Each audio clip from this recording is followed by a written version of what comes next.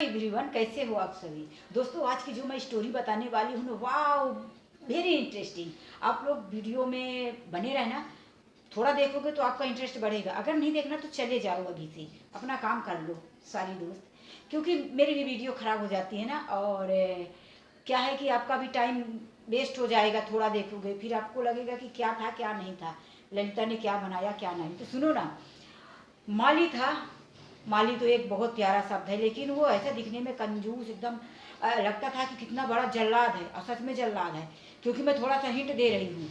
वो माली क्या करता था कि हर एक लाश को गार्डन में दफना देता था, और उसी गार्डन में फिर एक नया फूल लगा देता था, रोज। तो आज की जो स्टोरी है, रेड रोज, लाल गुलाब। तो इसीलिए स्टोरी का नाम। तो उसके मालिक आते हैं, मालिक आते हैं, और वो कार में एक गुलाब तोड़ के देता है। और उसे देख के भी ऐसा डर लग रहा होता है, मतलब माली को देख के आपके दिल में धड़कन सी बढ़ेगी, इसे लग रहा है कि कहाँ का कितना बड़ा खतरनाक जल्लाद है। क्योंकि वो ऐसा काम ही करता था, हर एक लाश के ऊपर एक गुलाब लगाता था। और क्यों लगाता था, कैसे लगाता था, इसकी पूरी वजह आप जानो, स्टोरी में सुनोगे तब तो आपको पता चलेगा।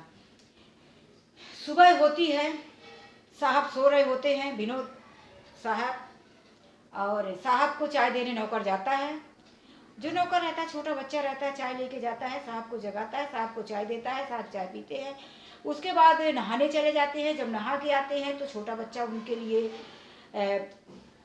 कुछ ले उनके कपड़े निकाल के रखता है। 15-16 साल का लड़का रहता है। तो साहब की नज़र पड़ती है, क्योंकि सोने के वही लड़का चाय देने भी गया था, वही लड़का कपड़ा लेके आया।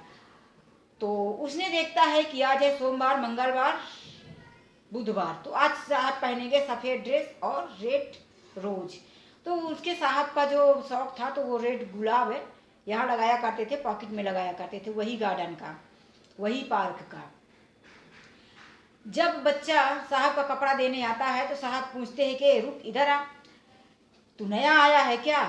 साहब बहुत अमीर रहते हैं, विनोद साहब, और उनका बहुत बड़ा बंगला रहता है। नौकर चाकर तो बहुत कम रहते हैं, और बंगला देखने में एकदम बहुत बड़ा बंगला, हवेली रहती है। ठीक है। लड़का बोलता है हाँ साहब, नया हूँ, गांव से आया हूँ और अभी काम पे लगा हूँ। साहब बोलते हैं तेरी उम्र क्या है। लड़का बोलता है 16 साल। साहब बोलते हैं सॉरी, मैं सॉरी बोल रही हूँ, साहब सॉरी नहीं बोल रहे, मेरा गला खराब है। तो साहब बोलते हैं कि पढ़ने लिखने की उम्र में यहाँ काम क्यों कर रहा, किचन क्यों संभाल रहा। तो बोलता है गरीब है। साहब बोलते पढ़ाई के पैसे नहीं है। तो लड़का कुछ नहीं बोलता। साहब बोलते कल 2000 रुपये ले, या वापस गाँव चला गया। लड़का बोलता है साहब, तो साहब बोलते ठीक है, 500 रुपये महीने पहुँचा दिया जाएगा। उस लड़के को भेज दिया जाता है उसके घर, और उसे 500 रुपये महीने देने के लिए साहब बोल देते हैं। साहब तैयार होते हैं, पूछते हैं कि मैनेजर कहाँ गया। तो एक दूसरा जो नौकर रहता है तो आके बोलता है कि साहब, मैनेजर साहब जेल चले गए हैं। आज 12 अक्टूबर है और आपका जन्मदिन है। तो आपको याद तो होगा कि आप हर अपने जन्मदिन पर जेल में जाते हैं, इसीलिए वो पहले से आपके लिए व्यवस्था करने चले गए। ठीक है। साहब निकलते हैं, साहब का नाम विनोद रहता है। तो विनोद साहब निकलते हैं कार से, जैसे ही गार्डन के गेट के पास आते हैं, माली आके एक रेड गुलाब का फूल देता है। साहब फूल लेते हैं, माली वापस चला जाता है। साहब जेल में जाते हैं, वहाँ पर उनके लिए जेल खोला जाता है, क्योंकि बहुत बड़े आदमी रहते हैं। और वहाँ पर जाके जेल में वो मुलजिमों को, जो वहाँ मुजरिम रहते हैं, वहाँ फल और उनको मिठाइयाँ बांटते हैं। जेलर साहब जो रहते हैं तो एक दो कान बताते हैं कि इसने ये किया है, इसने एक बच्चे के चैन खींचने के जुर्म में बच्चे को मार दिया, ये किया। एक को बताते हैं कि इसने सुहागरात के पहले दिन ही अपने पत्नी को शक बस मार दिया, पहली रात को ही। तो वहीं पर कुछ ऐसा, मतलब वो विनोद साहब जो है ना, चीखने की, मतलब वो सोचते हैं कि कुछ चीखने की आवाज़ सोचती, इसके बाद उन पर कोई ज़्यादा असर नहीं होता। बांटा जाता है प्रसाद, ये जो सॉरी प्रसाद नहीं, जो वो फ्रूट और मिठाइयाँ लेके जाते हैं विनोद साहब, वो देते हैं। इसके बाद वो बाहर आते हैं, चलते चलते बोलते हैं कि जेलर साहब फिर मुलाकात होगी। जेलर साहब बोलते हैं कि आप ऐसा मत बोलो, भगवान से ही प्रार्थना करो कि मुझसे दोबारा मुलाकात ना हो। तो बोलते हैं ऐसी बात नहीं है, मुलाकात तो होगी। तो जेलर साहब बोलते हैं ठीक है, मुलाकात होगी तो आ जाना जब मन चाहे। तो विनोद साहब बोलते हैं नहीं, आऊँगा 1 साल बाद, जब मेरा दूसरा बर्थडे आएगा, जन्मदिन पर, यही 12 अक्टूबर को ही आऊँगा। ठीक है, वहाँ से चले जाते हैं। जाने के बाद घर पे जाते हैं साहब, और सॉरी घर पे नहीं जाते साहब, ऑफिस चले जाते हैं। सब लोग गुड मॉर्निंग साहब, good morning sir, good morning हो गया, ठीक है, चलता रहता है। जैसे ही साहब ऑफिस में जाते हैं, बहुत सारी लड़कियां उनके ऑफिस में आई रहती हैं। कोई रहती है उनके यहाँ कोई नौकरी के लिए कोई पोस्ट खाली रहती है, उसकी इंटरव्यू के लिए बहुत सारी लड़कियां आई रहती हैं। तो जैसे ही साहब जाते हैं तो वहाँ पर लड़कियों की खिलखिला के हंसने की आवाज़ सुनाई देती है। तो साहब एक खिड़की में से, छोटी सी खिड़की रहती है, उसमें से झांक के देखते हैं। एक लड़की बहुत ज़ोर ज़ोर से हंस रही होती है और वो बोलती है कि अरे हंसो ना, तुम लोगों को हंसने के लिए भी पैसे दिया जाता है क्या। फिर साहब ऑफिस में जाते हैं, एक एक करके सारी लड़कियों को बुलाया जाता है और साहब बहुत सारी लड़कियों के बारे में पूछते हैं। एक लड़की बहुत पतला और ऐसा ड्रेस पहनी रहती है, तो विनोद साहब पूछते हैं तुम हमेशा ऐसे कपड़े पहनती हो क्या। तो वो लड़की बोलती है कि हाँ साहब मैं पहनती हूँ। फिर जाती हूँ, फिर उसमें से जो एक लड़की बहुत चंचल और रेड कपड़े पहनी रहती है, रेड कलर का, और बोलते हैं कि हंसो ना, कुछ वो स्मार्ट लगती है, मॉडल टाइप पर लगती है। तो उसको पूछते हैं कि क्यों, तुमको हंसना बहुत पसंद है क्या। तो वो लड़की बोलती है कि हाँ, हंसने में क्या पैसे लगते हैं। मतलब ऐसे साहब को बोलते तुम इतने मतलब कॉन्फिडेंस के साथ कैसे बात कर लेती हो। तो इंटरव्यू में विनोद साहब पूछते तो बोलती है कि मुझे पक्का यकीन है कि ये जॉब मुझे ही मिलेगी, क्योंकि मेरे अंदर जो कॉन्फिडेंस है, और जॉब उसको ही मिल जाती है। वो लड़की 3 दिन तक जॉब करती रहती है और तीसरे दिन वो लड़की का कुछ पता नहीं रहता, गायब हो जाती है। उस लड़की का ना कोई बॉयफ्रेंड ना कुछ भी नहीं, लड़की गायब हो जाती है। फिर वो लड़की के भाई का कॉल आता है ऑफिस में और बोलते हैं कि मेरी बहन ऑफिस में आई थी और लास्ट टाइम वो बस आपके ऑफिस का ही उसका ये बता रहा है, मतलब जॉब पे गई थी, उसके बाद से मेरी बहन का कुछ पता नहीं। तो ये विनोद साहब बोलते हैं कि ऑफिस में आई थी तो मुझे क्या पता, पूछो। सब ऑफिस वालों को बुलाते हैं, इंक्वायरी करते हैं। फिर उसका भाई कहीं से पता लगाते हुए आता है और मैनेजर से बताता है कि मैं किसी होटल में का मैनेजर मुझे बता रहा था कि लास्ट टाइम आपकी बहन जो है तो यहाँ मेरे होटल में एक वाइट ड्रेस और रेड कपड़े में एक लड़के के साथ आई थी, और यदि वो लड़का मेरे सामने आ जाए तो मैं पहचान लूँगा। तो विनोद साहब क्या करते हैं कि अपने केबिन में बैठे रहते हैं और उस लड़के को बुला देते हैं। मैनेजर को बोलते हैं कि उस होटल का जो वेटर रहता है काम करने वाला, तो उसको बोलते हैं कि ठीक है उसको बुला के लाओ, और जो जितने भी यहाँ पर मेरे कंपनी में जितने भी वर्कर लोग हैं सबको पहचान करवा दो, देखो इसमें से कोई लड़का है कि नहीं। तो वो होटल का वेटर आता है, सबको पहचानता है, बोलता है कि नहीं इसमें से कोई नहीं है जिसके साथ वो लड़की गई थी मेरे होटल में, अपने जो उसका बॉयफ्रेंड था। इसके बाद वो जाने लगता है। विनोद साहब उसको देखते हैं अपनी इससे बालकनी में से, खिड़की में से, अपने जो ऑफिस रहता है उसमें से उसको देख लेते हैं और पहचानते हैं। विनोद साहब जाते हैं, जब वो जाने लगता है तो उसे अपनी कार से जाके मिलते हैं और उसको बोलते हैं कि तुमने पहचाना। तो जैसे वो उनको देखता है तो वो वेटर देखता है साहब आप ही तो थे। तो मैं पहचान गया, ऐसा करिए कि आप मुझे कुछ पैसे दे दीजिए जिसकी वजह से मैं अपना मुंह बंद कर लूँगा, नहीं तो मैं सबको बता दूंगा कि आपके साथ लास्ट टाइम मैंने उस लड़की को देखा था जो आपने अभी नया जॉब दिया था जिस लड़की को। तो विरोध साहब बोलते हैं कि तू क्या चाहता है कि मैं सारी उम्र तो मुझे ब्लैकमेल करता रहे और मैं तुझे पैसे दूँ, दोनों के बीच में हाथापाई होती है। विनोद साहब उसको मार देते हैं। फिर ना तो वो कोई सबूत रहता ना वो लड़की मिलती। विनोद साहब एक दिन बहुत बड़े मॉल में जाते हैं, वहाँ पर वो क्या देखते हैं कि एक जो बहुत सुंदर लड़की रहती है और वही मेन हीरोइन रहती है इस मेरे स्टोरी की। तो वो सीधी सादी रहती है, सादे ड्रेस में रहती है, कम बोलती है। कस्टमर बन के जाते हैं विनोद साहब, तो उसके पास से बोलते हैं कि मुझे रुमाल चाहिए। ढेर सारी रुमाल निकलवाते हैं लेकिन उनमें से कोई रुमाल वो पसंद नहीं करते। फिर उनको एक रुमाल पसंद आती है रेड कलर की। हज़ारों रुमाल निकालने के बाद उन्हें एक रेड कलर की रुमाल पसंद आती है। वो रुमाल विनोद साहब लेते हैं और बोल देते हैं कि तुम इसे गिफ्ट रखो। फिर दूसरे दिन जाते हैं उसी लड़की के पास जाते हैं। फिर तीसरे दिन जाते हैं तो जो चीज़ पसंद आती है वो उसके पास रहती नहीं, फिर बुला देते हैं कि लेके आओ। तो जो वो लड़की काम कर रही होती है उसी के दूसरे काउंटर पर लड़की बोलती है कि अरे तू लगता है कि ये जो साहब आते हैं वो तुझे पसंद करते हैं, इसीलिए तो तेरे ही काउंटर पे रोज़ एक रुमाल के बहाने तेरे पास आते हैं। अच्छा बॉयफ्रेंड फंसाया, बहुत अमीर लग रहा है, कार से आता है। तो वो लड़की बोलती है अभी ऐसा कुछ नहीं है, लड़की बहुत गरीब रहती तभी तो मॉल में काम करती रहती है, उसके फैमिली मेम्बर में कोई नहीं रहता। लेकिन जो दूसरी लड़की रहती है तो वो उससे हंसती है, मजाक उड़ाती है, बोलती है अरे मेरे पास आया होता ना इतना अच्छा कस्टमर तो मैं तो कब का उसको अपना दोस्त बना ली होती और उसके पैसों में ऐश करती, लेकिन तू तो उसे अपना कोई मतलब वही नहीं करती, इंटरेस्टेड नहीं रहे। तो लड़की बोलती है अरे ऐसा कुछ नहीं है। फिर दूसरे दिन वो साहब जो लड़की ऐसा बोल रही थी ना तो उसके काउंटर में छोड़ के उसके काउंटर में जाते हैं और उसके पास से कुछ बड़ा सा टावल लेने की कोशिश करते हैं और बात करते हैं और पूछते हैं कि हंस हंस के ही बातें करते रहते हैं। दूसरे दिन उस लड़की को कॉल आता है कि मुझे यहाँ पे एक सुनसान एरिया में यहाँ पे तुम मुझे मिलने आ जाओ, मैं तुम्हारा बॉयफ्रेंड बोल रहा हूँ, गुमनाम से उसे कॉल आता है। और मैं तो लड़की पूछती है मैं आपको पहचानूंगी कैसे?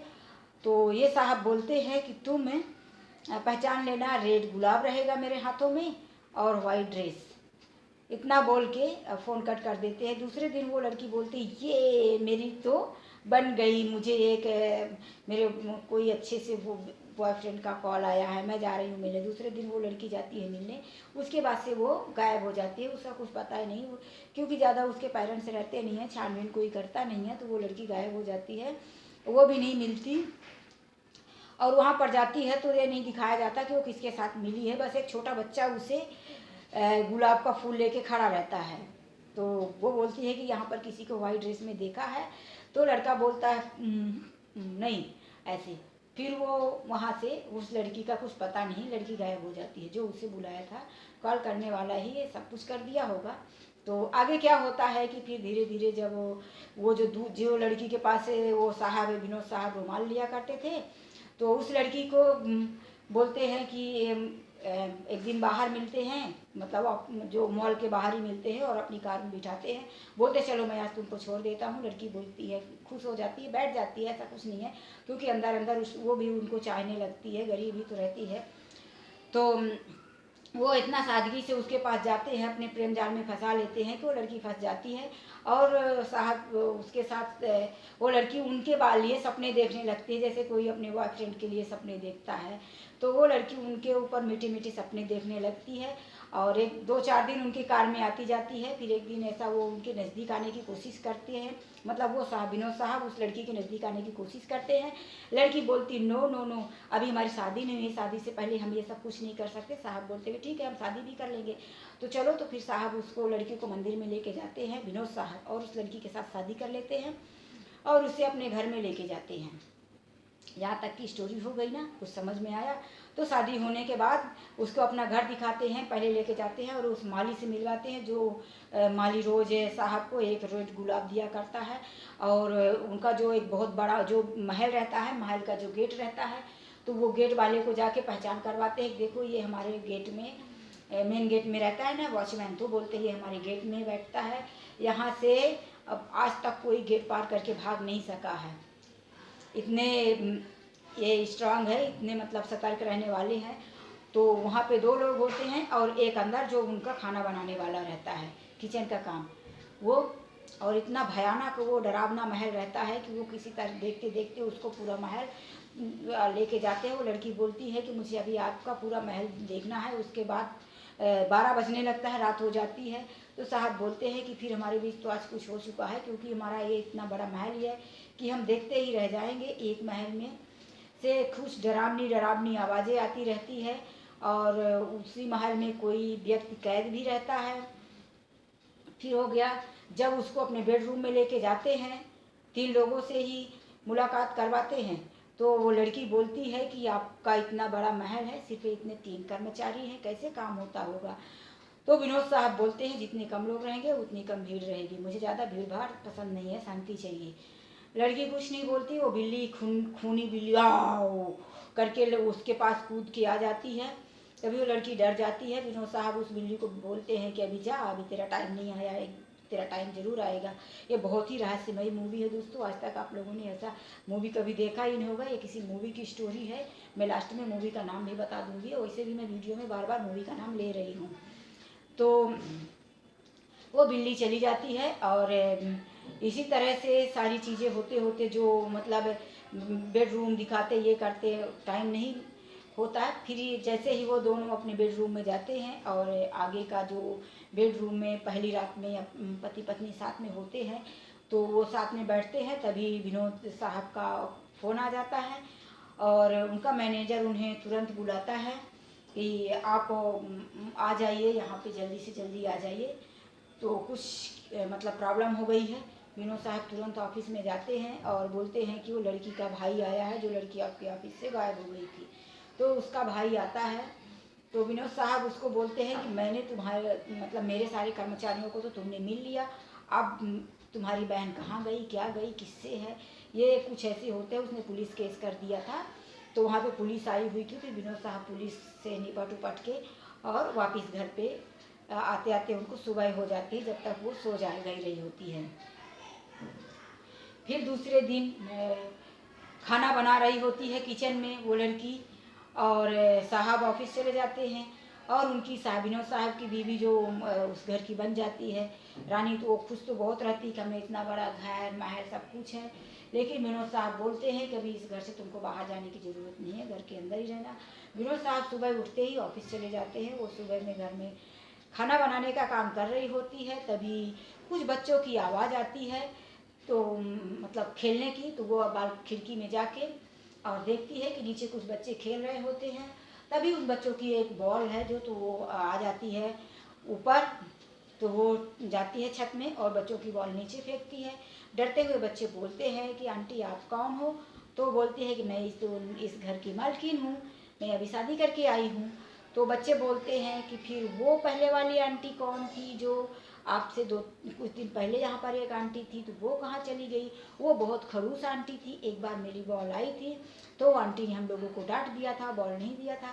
तभी विनोद साहब की बीवी के मन में ऐसी ऐसी बातें आती है, क्योंकि उसको तो विनोद साहब कुछ उसके पहले कोई औरत घर में थी ऐसा कुछ बताए ही नहीं थे, तो वो सोचती है कि कौन औरत होगी, क्या है, कौन थी। वो उसके मन में बहुत सारी बातें आती रहती है, क्योंकि कोई भी पत्नी रहेगी तो सोचेगी चलो मैं अपनी वो नहीं बताती, फटाफट स्टोरी बताती हूँ, वीडियो बहुत बड़ी हो जाए।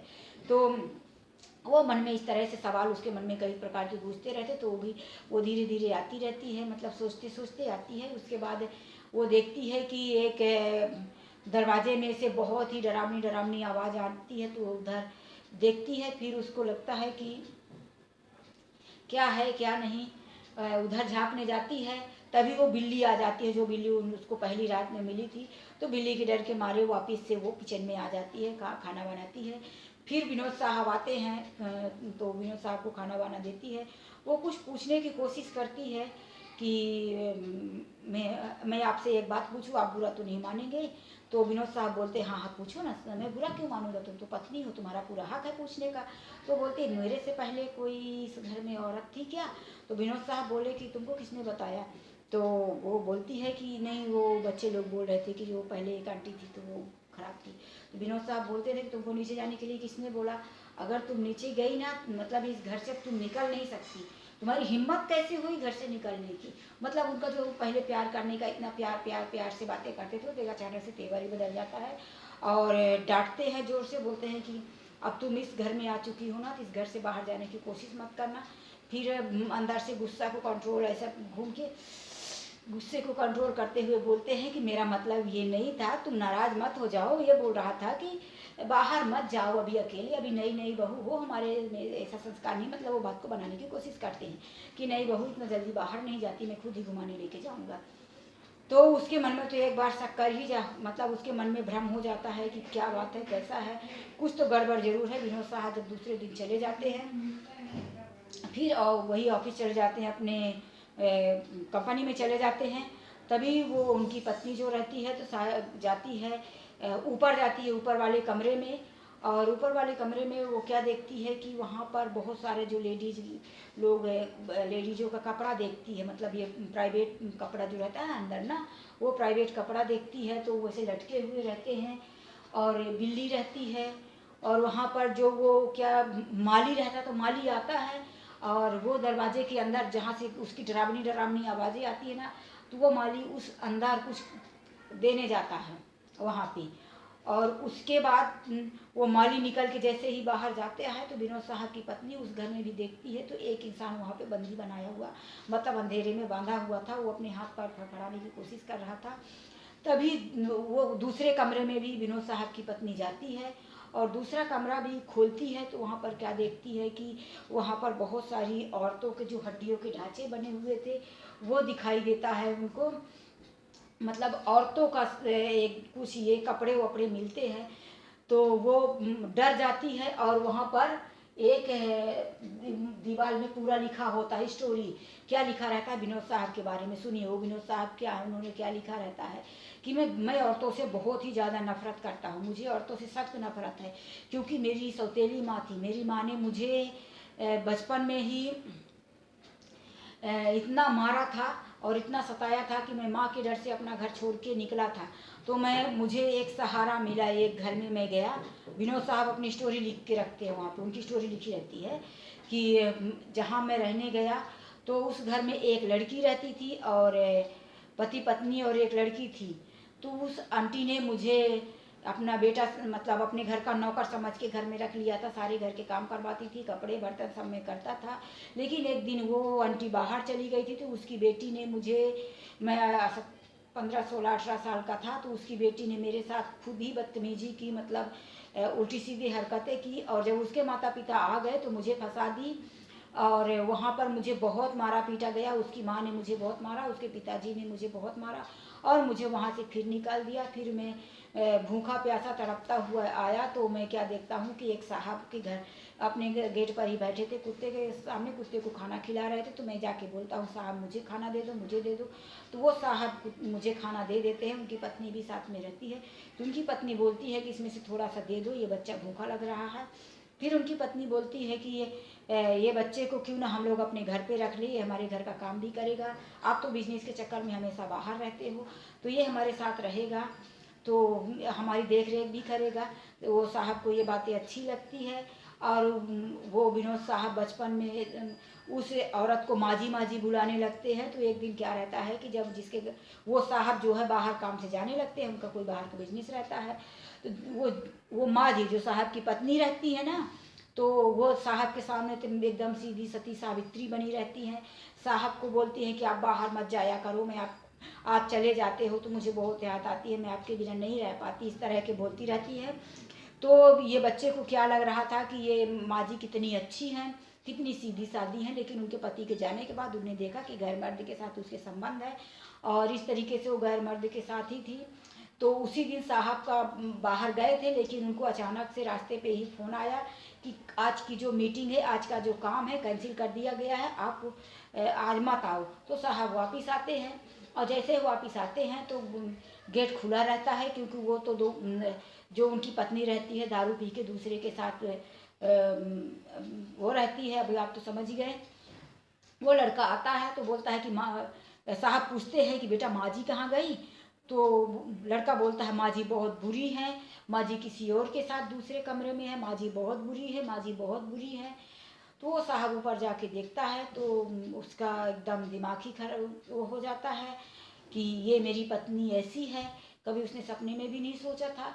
फिर वो उस पत्नी को वो अपने ज़िंदगी से निकाल देता है। साहब जी बोलते हैं कि आज के बाद इसके साथ मेरा कोई संबंध नहीं, ये ऐसी है जिसके साथ रहना है तो रहे। और उस लड़के को विनोद साहब को अपना बेटा बना लेते हैं, बोलते हैं कि आज के बाद तू ही मेरा बेटा है।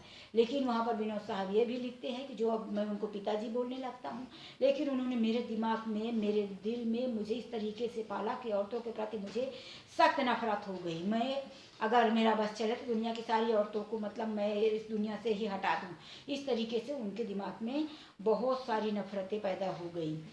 तो ये चीज़ें वो विनोद साहब की पत्नी वहाँ पर पढ़ लेती है।